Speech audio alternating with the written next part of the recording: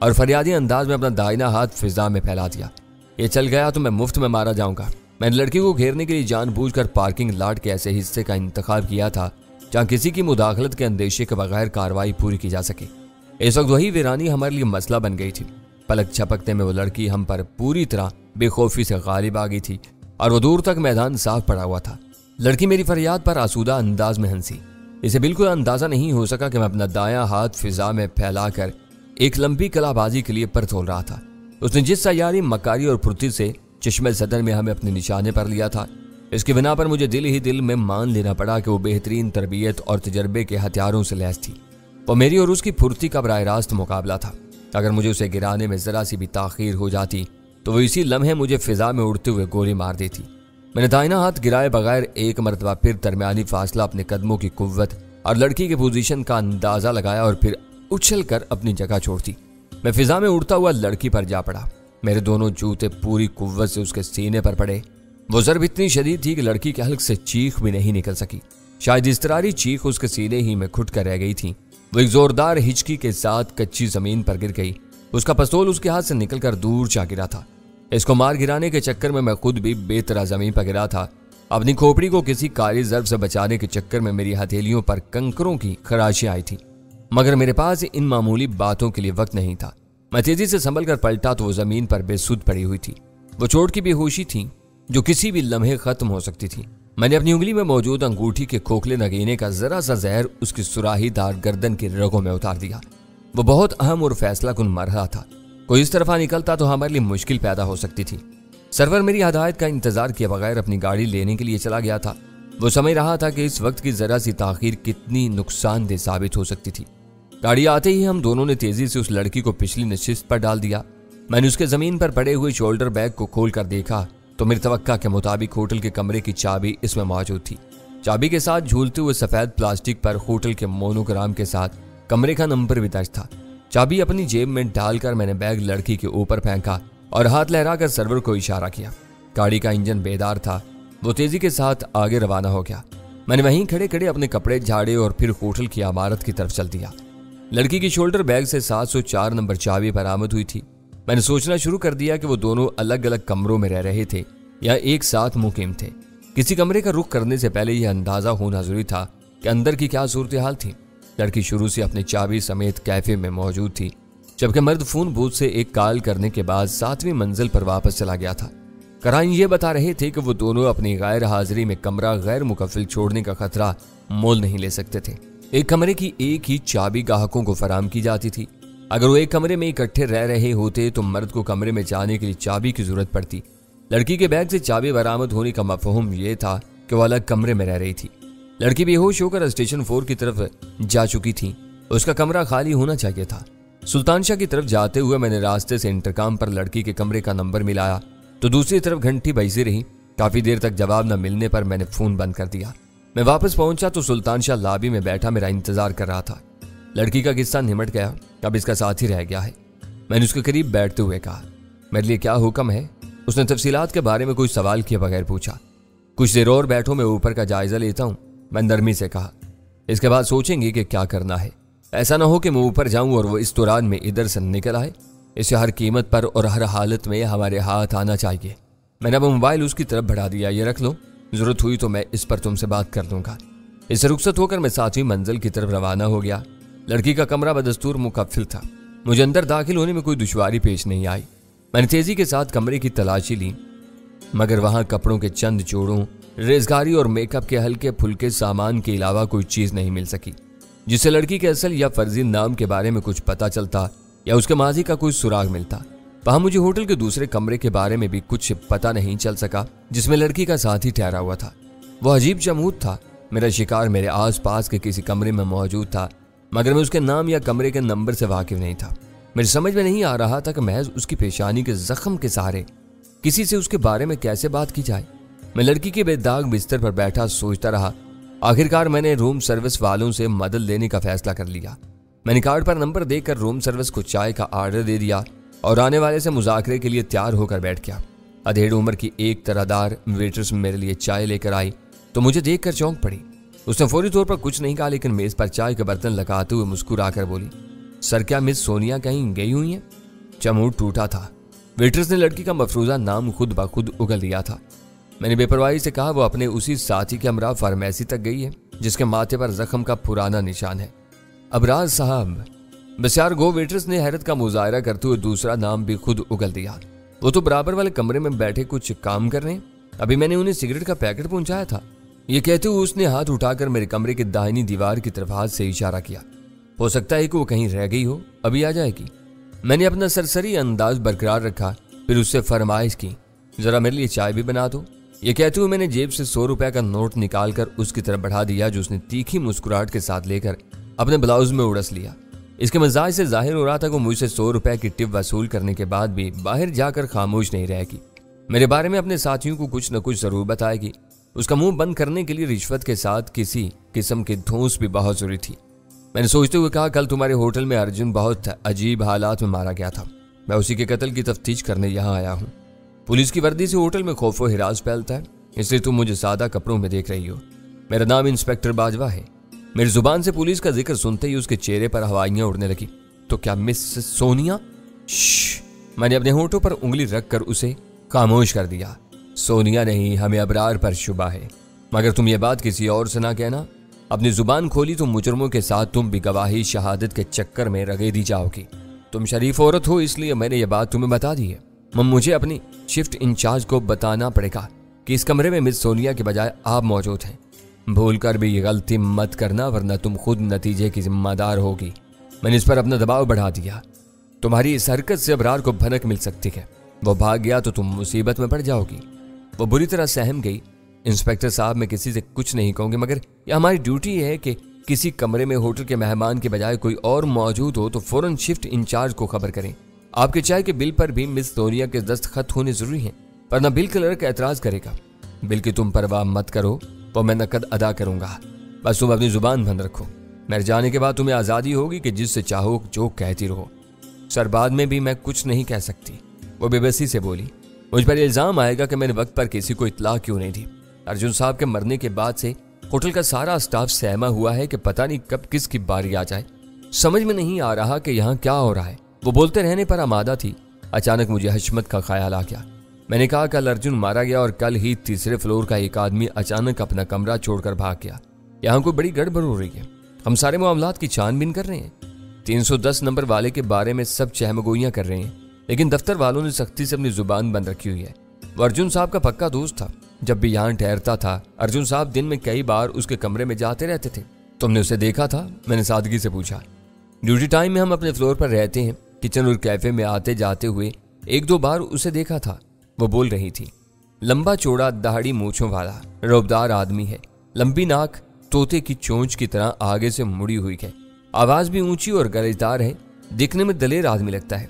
समझ में नहीं आता कि वो चुपके से कमरा क्यों छोड़ गया। इस औरत ने हशमत की मुड़ी हुई नाक का जिक्र करके मेरा दिल खुश कर दिया था। अपनी इस पहचान को सोबराज किस तरह छुपा सकता था। हैरत की बात यह थी कि इस वक्त तक अव्वल खान का कोई आदमी हशमत के खदोखाल की इस नुमाया तरीन खूबी या खामी के बारे में कुछ बताने से कासिर रहा था। मैंने अपनी जेब से 100 रुपए का एक और नोट निकाल कर उसकी तरफ बढ़ा दिया। वो झिझकते हुए बोली, 100 रुपए मैंने बेखबरी में ले लिए थे। पुलिस वालों से टिप लेना मुझे अच्छा नहीं लगता। ये रख लो, तुम जरूरतमंद मालूम होती हो। वर्दी के बगैर मैं तुम्हारी तरह का आम आदमी हूँ। उसने दूसरा नोट भी ब्लाउज में रख लिया और बोली, मेरा नाम नरगिस है। कोई जरूरत हो तो रूम सर्विस का नंबर मिलाकर मुझे नाम से बुला लें। वो कमरे से निकल गई। वो बहुत मामूली सी वेट्रेस थी, लेकिन उसने जरा सी देर में मेरी कई मुश्किलात आसान कर दी थी। उसे बराबर के कमरे में सोनिया के साथी की मौजूदगी की मुसद्दिका इत्तला देकर मेरे ज़हन में एक हलचल से बर्पा कर दी थी। मैं तजब्जुब में पड़ गया था कि उसे कमरे से बाहर निकाल कर जेर करूं या फिर बेखबरी के आलम में उसे कमरे ही में दबोच लूं। दोनों सूरतों के अपने अपने फायदे और नुकसानात थे। मैं चाय नोशी के दौरान में इसी अधेड़ बुन में मुब्तला रहा। चाय खत्म होने तक मैं अपने जहन में एक लाहे अमल तय कर चुका था। मैं सोनिया के कमरे में दाखिल होते हुए यह देख चुका था कि उसके दाएं तरफ वाले कमरे का नंबर 706 था।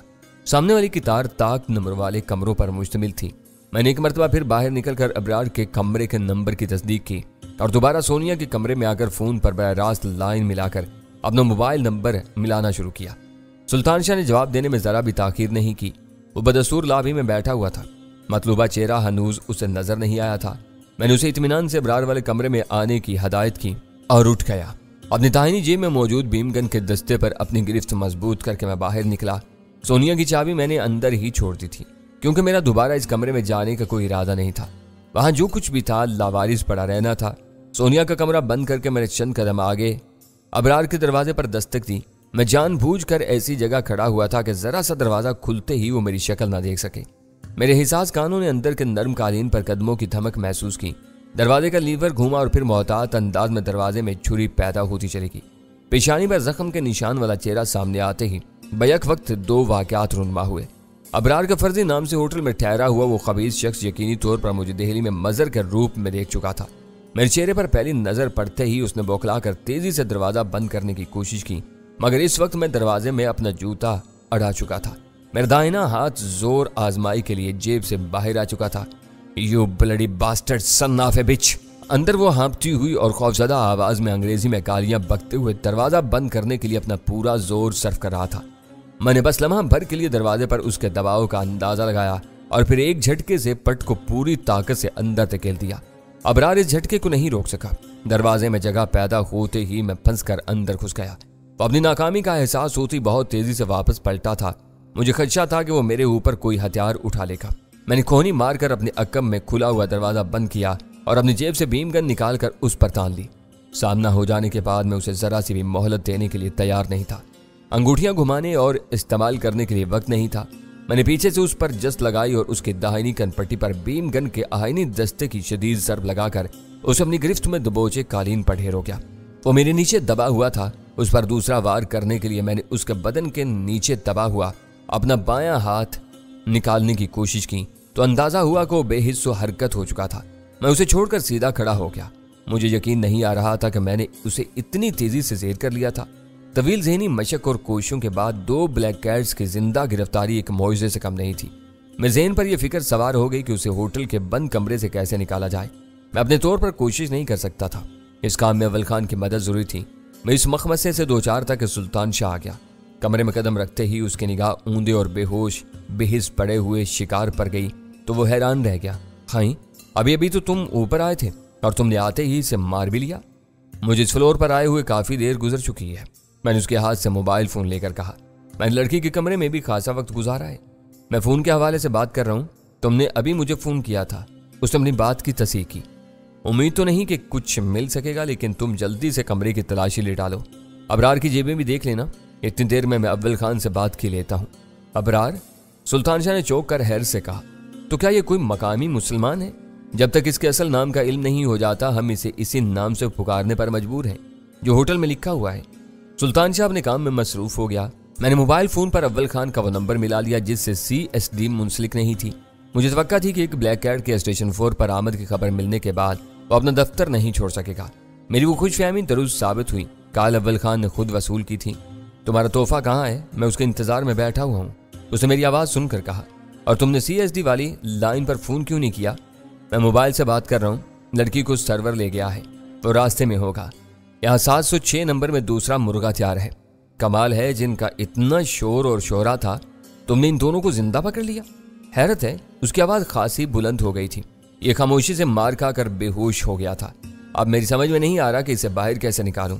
यह और भी हैरत की बात है कि इसने कोई ओहदम नहीं मचाया। वो जरा सी भी चीखो पुकार करता तो वहां एक तमाशा बन जाता। वो जानता था कि उसकी चीखो पुकार उसे ले डूबेगी। आवाज निकलते ही मैं उसके दिल या दिमाग पर बीम गन फायर कर देता। तुम इन फजूल बातों को छोड़ो, मुझे मेरी परेशानी का कोई हल बताओ। कोई हल नहीं है तो मैं इसे मार कर यहाँ से निकल जाऊंगा। मैं इस मूजी को आज़ाद नहीं छोड़ सकता। बातें करते हुए भी मेरा ज़हन काम कर रहा है। उसने मुझे तसल्ली दी, फिर कदर तवक्कुफ के बाद अपनी बात जारी रखते हुए बोला, ऐसा करो कि तुम उसे बांध कर वहीं डाल दो। मैं यहाँ से 2 मेल नर्सों के साथ ऊपर आ रहा हूँ। वो खामोशी से उसे निकाल लाएंगे। वो सहल तरीन तरकीब थी। न जाने मेरा जहन इस तरफ क्यों मफसूल नहीं हुआ था। बस तुम जल्दी से एम्बुलेंस भेज दो और घर निकल जाओ। रात भर स्टेशन 4 पर रहकर दोनों कैदियों की दिमाग ठिकाने पर आ जाएंगे तो सुबह इनसे बात करेंगे। मैं तो अभी इनकी गोशमाली का इरादा कर रहा था। इन दोनों से हमें बहुत कुछ मालूम हो सकता है। ये कहो कि इन्हें बहुत कुछ मालूम है, वो हमें क्या बताते हैं इसका इन्हिसार खुद इनके रवैये पर है। फिलहाल इन्हें इनके हाल पर छोड़ दो। अव्वल खान ने मेरी इस बात का कोई जवाब नहीं दिया। जल्द अज जल्द एम्बुलेंस भिजवाने का वादा करके फ़ोन बंद कर दिया। मैंने होटल में अपना बेशतर वक्त बेकार रहकर या इंतज़ार करते हुए गुजारा था। सही मानों में काम करने का मौका सिर्फ पिछले 1 आध घंटे में मिला था, जिसके नतीजे में मेरी तबीयत कुछ बहाल हुई थी, वरना तबीयत पर थकन का एहसास गालिब था। मैं अपनी मसरूफियात से निमट कर जल्द अज जल्द घर वापस जाने का ख्वाहिशमंद था। सुल्तान शाह कमरे की तलाशी से फारिग हो चुका था। सोनिया की तरह अबरार के कमरे में से भी कोई चीज नहीं मिल सकी थी। शायद वो लोग दुश्मन मुल्क में अपने साथ कोई शनाख्त रखने के आदी नहीं थे। हद यह है कि दोनों कमरों से इनके कोई सफरी दस्तावेज तक नहीं मिले थे। मेरा ख्याल था कि वो भारत के साथ मिली हुई सैकड़ों मील लंबी सरहद के किसी मकाम से खुफिया तौर पर पाकिस्तान में दाखिल हुए थे और फिर उन्होंने मेरे ऊपर हाथ डालने के लिए कराची में डेरे डाल दिए थे। मैंने सुल्तान शाह के साथ मिलकर अबरार को कालीन से उठाकर बिस्तर पर डाल दिया। हमें नागवारी के आलम में उसके हाथ पैर भी सीधे करने पड़े। उसे एक बेजान लाश की तरह सीधा करके सुल्तान शाह ने उसके पैरों पर सफेद चादर में मलफूफ कंबल डाल दिया। मुझे कुछ करने का मौका ही नहीं मिल सका। सब कुछ तुमने तनहा कर डाला। फुर्सत पाकर सुल्तान शाह ने शिकवा किया, ये ना सोचो तुम्हारे आने से मुझे बहुत मदद मिली है। तुमने होटल से निकलने वाले रास्ते की निगरानी संभाल ली थी, इसीलिए मैं यकसू होकर इन लोगों के खिलाफ काम करने में कामयाब हो सका। तुम ना होते तो मुझे हर आन ये धड़का लगा रहता कि कहीं वो हमारे बेखबरी में फरार न हो जाएं। यह मंसूबा सिर्फ तुम्हारी मौजूदगी की वजह से रूबाकार आया है। वो हंस पड़ा। तो मेरा दिल रखने के लिए ये सब कह रहे हो? सरवर पहले से तुम्हारे साथ मौजूद था। तुमने इससे अहम काम लिया है। चाहते तो मैं भी लड़की को घेर सकता था। तुमने सोनिया को नहीं देखा था। मैं अपनी शनाख्त के डर से इसका सामना करने से कतरा रहा था। सरवर इस काम के लिए मौजूद तरीन आदमी था। खैर, अब सुबह मैं इब्रार की खबर लेकर इससे इसका असल नाम उगलवाऊंगा। उसने अपनी हथेलियां आपस में रगड़ते हुए कहा, यह मानने वाली बात है। वीरा के लिए सोनिया हाजिर हो गई, वो भी खुश हो जाएगी। फिर तो तुम्हें गजाला के बारे में कुछ सोचना चाहिए, उसने बरजस्ता कहा। मेरी बीवी साबर और शाकिर है, वो वीरा के साथ मिलजुल कर अपना दिल खुश कर लेगी। वक्त गुजारी के लिए सुल्तान शाह से गपशप करते हुए मैं अपने दिल में खुदा का लाख लाख शुक्र अदा कर रहा था कि दोनों ब्लैक कैट्स का फितना रात ढलने से पहले खत्म हो गया था। अगर इन्हें मजीद वक्त मिल जाता तो आने वाली सुबह के अखबारों में मेरे खिलाफ छपने वाले इश्तिहार देखकर वो किसी न किसी तरह अमेरिकी एजेंटों को मेरे घर के पते से आगाह कर सकते थे, जिसके नतीजे में हम सब के लिए नाकाबिले तसव्वुर मुश्किलात पैदा हो सकती थी, बल्कि शायद हमें हंगामी तौर पर अपना घर ही छोड़ना पड़ जाता। इस वक्त तक के हालात ये बता रहे थे कि ब्लैक कैट्स ने अपनी कामयाबी का समर अपने सीनों में छुपाए रखा था। वो भारत से मुझे खत्म करने का मिशन लेकर आए थे और ये काम अपने हाथों से अंजाम देना चाहते थे। उन्हें इस काम में किसी और की दखल अंदाजी गवारा नहीं थी। अगर उन्होंने फराख दिली से काम लेकर दूसरों को अपने साथ शामिल रखा होता तो शायद वो मेरे लिए बहुत पहले मुश्किलात पैदा करके खुद एक बहुत बुरे अंजाम से बच सकते थे। वो किस्सा इतनी तेजी से निमट जाने का एक ज़िमनी फायदा ये हुआ कि हम में से किसी को होटल में रात बसर करने की जरूरत रही थी, ना अव्वल खान वाले कमरे में मुकीम अफराद की तादाद बढ़ाने की जरूरत थी। सरवर पहले ही सोनिया को लेकर स्टेशन 4 जा चुका था। अबरार की रवानगी के बाद हम दोनों भी अपने घर जा सकते थे। अव्वल खान ने दूसरे कैदी के लिए एम्बुलेंस और अमले का बंदोबस्त करने में खासी तेजी दिखाई। उसके आदमी आधे घंटे की कलील मुद्दत में होटल पहुंच गए। होटल वालों के फरिश्तों को भी इल्म नहीं था कि इनके किसी कमरे में कोई मेहमान शदीद अलालत का शिकार हो चुका था। एम्बुलेंस के साथ आने वालों से कमरा नंबर 706 का जिक्र सुनते ही होटल के हाउस फिजिशियन ने बुकला कर ऊपर फोन किया। मुझसे राब्ता होने पर उसने कमरे में किसी मरीज की मौजूदगी के बारे में इस्तफ्तार किया। मेरा जवाब इस बात में सुनकर उसने कलक का इजहार किया कि उसको इस वाक़े की कोई इत्तला नहीं दी गई, वरना वो बर वक्त तिब्बी इमदाद देकर मरीज को अबतरी की जानिब जाने से बचा सकता था। मुझे इशारा मिल गया, वो लोग किसी भी लम्हे ऊपर आ सकते थे। हमारा मुजरिम अपनी बेहोशी की वजह से फरार होने के काबिल नहीं रहा था। हम दरवाज़ा बंद करके आराम से निकल सकते थे।